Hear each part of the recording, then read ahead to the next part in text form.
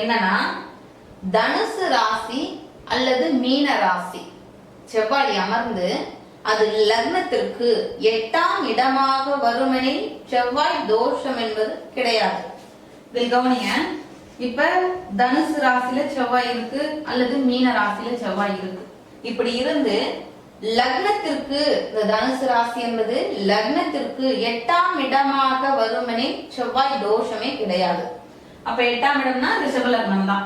இப்போ ஒருவேளை உங்க லக்னம் ரிஷப லக்னமா இருந்து ரிஷப லக்னத்திற்கு 8ஆம் இடமான தனுசு ராசியில் செவ்வாய் இருந்தாலும் செவ்வாய் தோஷம் என்பது கிடையாது. அடுத்த விதி, ரிஷபம் துலாம் ராசியில் செவ்வாய் அமர்ந்து அது லக்னத்திற்கு 12ஆம் இடமாக வருமெனில் செவ்வாய் தோஷம் என்பதும் கிடையாது. 12ஆம் இடம்னா என்ன?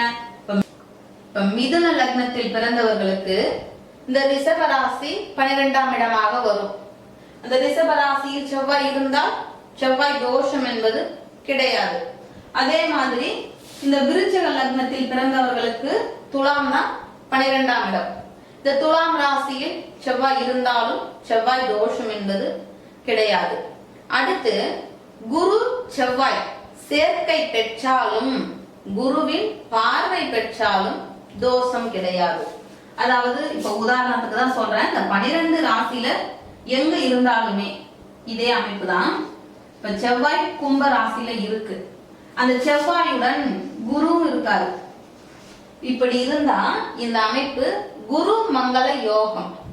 அதாவது குரு செவ்வாயுடன் இருந்தாலும் சரி அல்லது குருவின் பார்வை பெற்றாலுமே அங்கு செவ்வாய் தோஷம் என்பது கிடையாது.